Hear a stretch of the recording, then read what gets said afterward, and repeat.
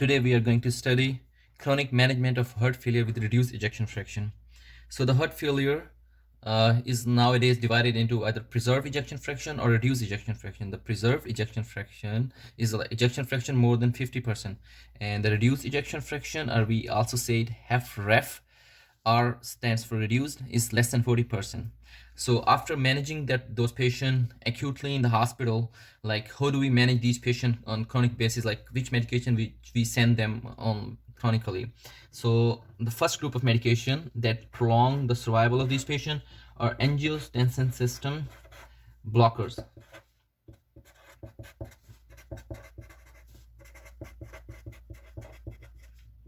There are like three groups of medication that block the angiotensin system. First are ARNIs, that is angiotensin receptor neprilysin inhibitor, ACE inhibitor, or angiotensin receptor blockers. So according to the new recommendations, ARNIs are preferred over ACE inhibitor, and the ACE are preferred over ARBs. Previously, ACE and ARBs were used first line, but nowadays ARNIs are preferred. So the first is angiotensin system blockers. So which ARNIs is available nowadays? We say it Entresto, we call it Entresto. It's actually the combination of valsartan and sacubitril. Valsartan is angiotensin receptor blocker, and sacubitril is neprilysin inhibitor. So for ARNIs, to start ARNIs, there should be 5 criteria that should be present in the patient that start with this acronym ARNIS. It's easy to remember. So all of these are adjective: absent, reduced,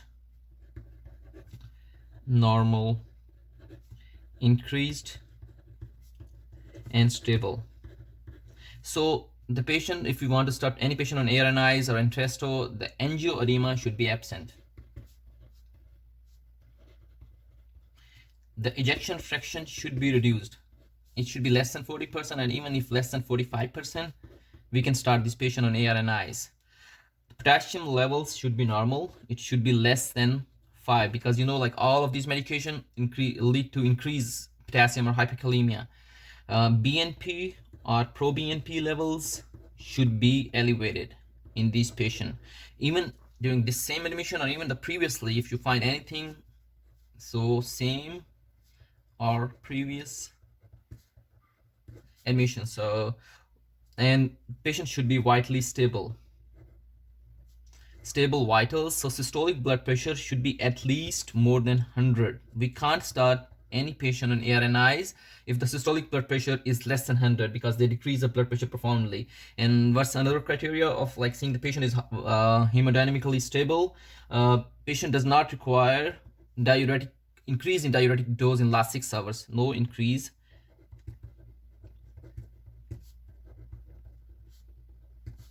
in last 6 hours. Like it means during that same admission. So if all of these 5 criteria are present, then we can start patient on ARNIs.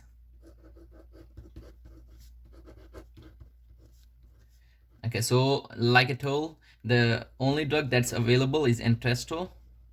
There's a combination of sacubitril, I'm sorry for the spelling mistakes, and valsartan. Like there are 3 dosing combination available: 24, 26, 48, 51, and 97, 101. So we always start, if like these patients we are starting for the first time, so we should start from the lowest possible dose, 24, 26, and then we follow the patient every 1 to 2 weeks to increase the dose as tolerated by the blood pressure. Even the patient is asymptomatic, we increase the dose on every 1 to 2 weeks interval. The maximal benefit, according to the recent research, the maximal benefit of all of these medications that we will discuss today is on the maximal dose of the medication. If patient can tolerate, we can go up on the dosages of this medication. However, like if patient does not fulfill the above criteria, then we can look whether the patient fulfills the criteria to start on ACE or ARBs. That these are two options for us now. For ACE and ARBs, the systolic blood pressure should be more than 90. It was more than 100 for ARNIs. Now it should be more than 90, and patient don't have any systemic hypotension or any symptoms of hypertension. And potassium levels should be less than 5, because all of these medication, guys, like they increase the potassium levels actually. If these are present, then we can start patient on ACE or ARBs. ACE are actually preferred over ARBs. So, but like there are two side effects of ACE that are not caused by the ARBs. Like these are ACE inhibitor induced cough or angioedema. If these two are present, then we cannot give this patient ACE. We have to give this patient ARBs. Otherwise, if these two are absent, ACE are preferred over ARBs. So previously it was thought that angioedema is also caused by the ARBs, but it's wrong. Recently it has been studied like ARBs don't cause angioedema, but after starting ARBs, we have to counsel the patient that the patient can still have angioedema. It's not because of the ARBs, it's because of the ACE. Up to 6 weeks, the patient can get angioedema, but it will be because of ACE, not because of ARBs. But like if patient have like doesn't fulfill these criteria, patient has hypertension or patient has hyperkalemia, we cannot start this patient on ACE or ARBs. We should look for other options. Like if we can treat acutely patient hypotension is resolved, but patients still have hyperkalemia with persistent increased potassium levels. Like in chronic kidney disease patient, you cannot like treat the potassium because it's always high, so you can't start those patients on ACE or ARBs. So what you have option, like in CKD patient, you have option of starting patient on hadolazine and nitrates. However, if patient is still hypertensive, then we can't start any of the above option. We can't start on ACE, ARBs because it will lead to further hypertension, or hadolazine and nitrates. We can't start them. So we have to consult cardiology over here.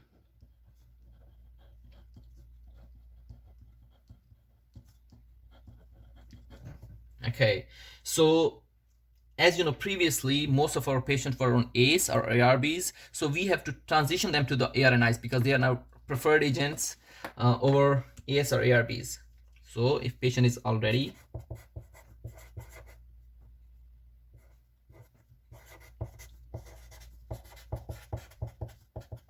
ACE inhibitor or ARBs, then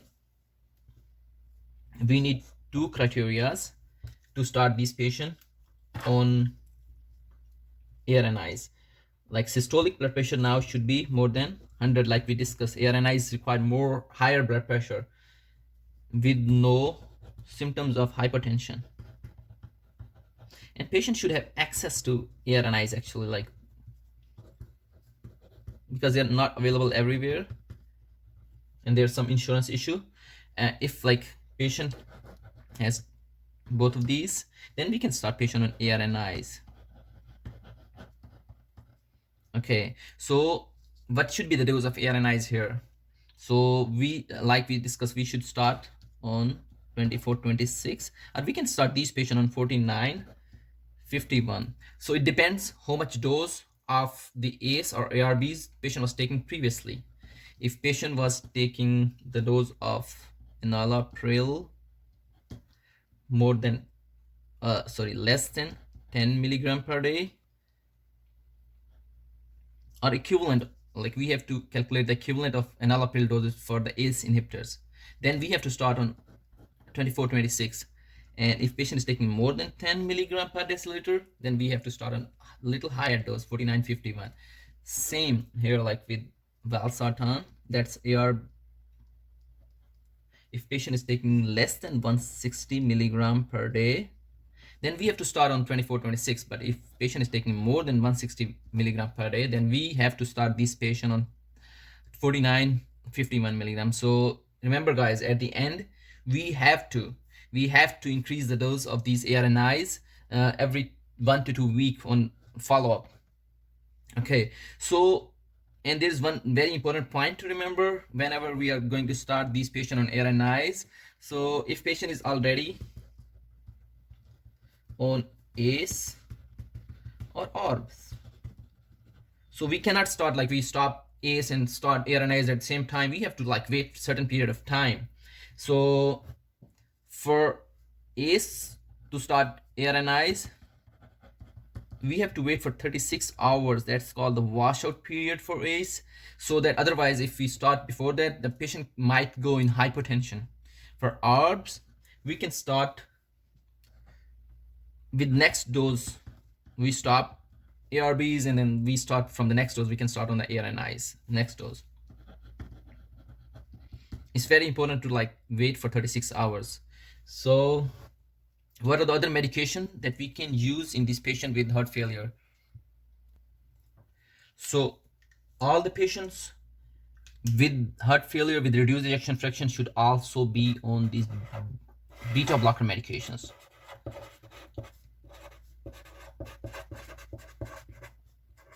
There are like 2 beta blockers available, or like actually there are 3, but out of those 3 there are only 2 beta blockers available in the United States. So what are those beta blockers? One is carvedilol and second is metoprolol. There are like 2 types of metoprolol, the short acting one and the extra long acting one. So we have to use the metoprolol XL. Also comes with the name of Toprol XL in the United States. So what is the difference between these 2 beta blockers? Which one to prefer at which time?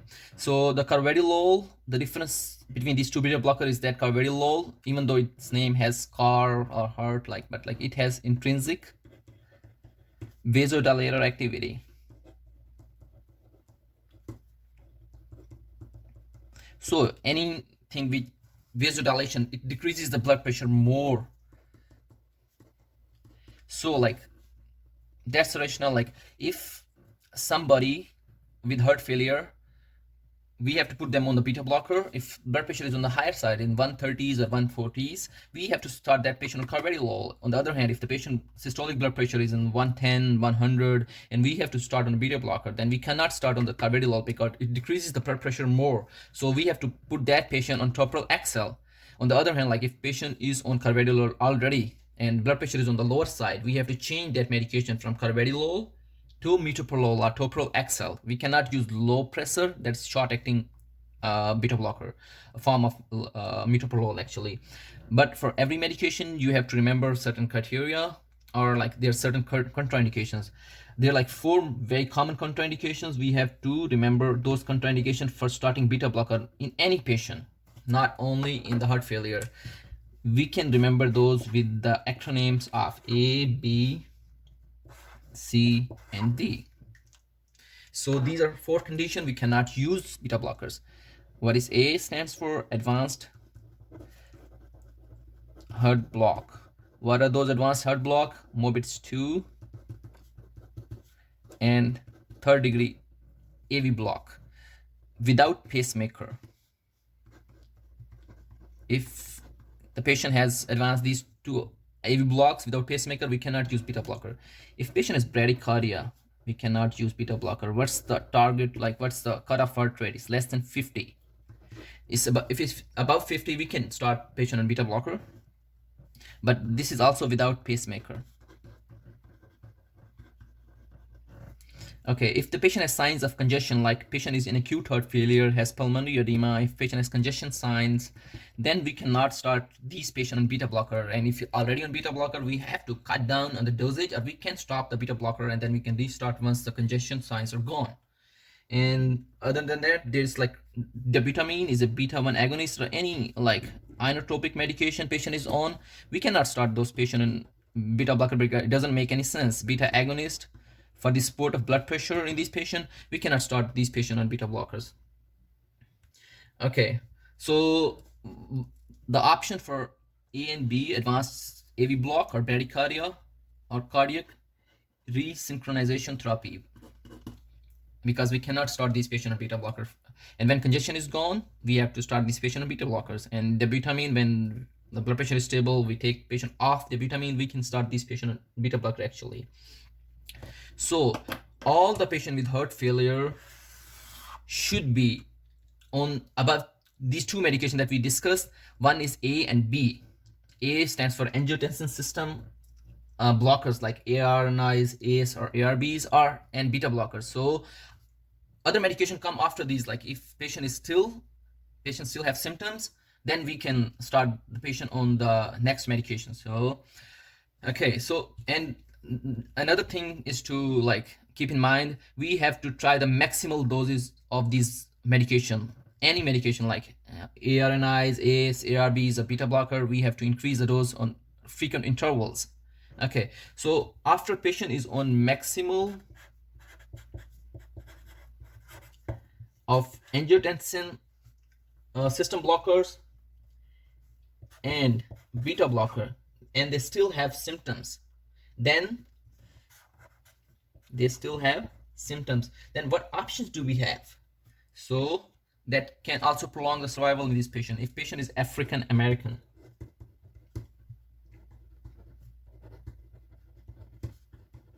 then the drug that has shown the survival benefit in these patients or hydralazine, we have to add in those A and B medications.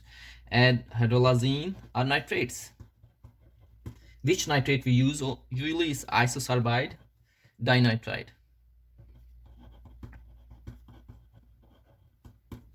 Or we can use them together, we can use their combo.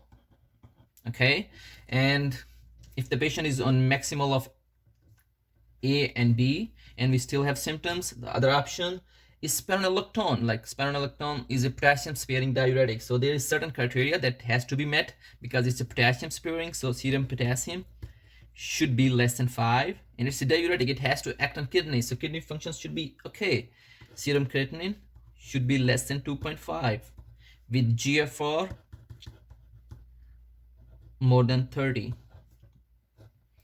So we can add spironolactone in these patients. We don't replace these angiotensin system blockers or beta blockers. We have to add these medications. Okay, so now like there is one more drug that we have to discuss. It's called ivabradine. What is ivabradine? Ivabradine is a funny channel blocker in the SA node. Funny channel in SA node. It's actually a rate controller. It has nothing to do with the blood pressure. So if patient is on maximal beta blocker dose, but still heart rate is more than 70, so we have to start this patient on ivabradine. But there is one more thing to keep in mind, because this drug acts on the SA node, patient should be in sinus rhythm. So these 3 criteria should be met before we start patient on ivabradine.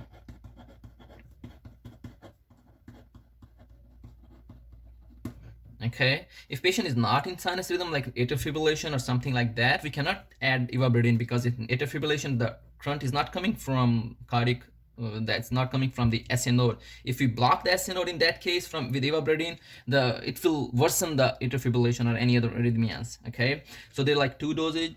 It can be either 2.5 milligram BID or it can be 5 milligram BID. It always depends on the age. If patient is more than 75 years old, then we have to start 2.5 milligram BID. Otherwise, younger patient like less than 75 years old, we can start patient on 5 milligram BID. There is one last drug that we have to discuss. That is called SGLT2 inhibitor. That's a group of, it's only anti-diabetic medication that has shown survival in type 2 diabetics who have heart failure with reduced ejection fraction. So SG2L. So if patient is type 2 diabetic and patient hemoglobin A1C is more than 7, then we can start this patient on SGLT2 inhibitor. Actually, we have to replace other anti-diabetic medications with SGLT2 inhibitor. If patient is on metformin or some other medication, we have to stop giving that patient metformin and start that patient on SGLT2 inhibitor. Okay, so I believe that was it for the heart failure for today. I believe you will like this lecture. If you like this lecture, please share this video and like and comment. If I can answer any question, I will try. Thank you.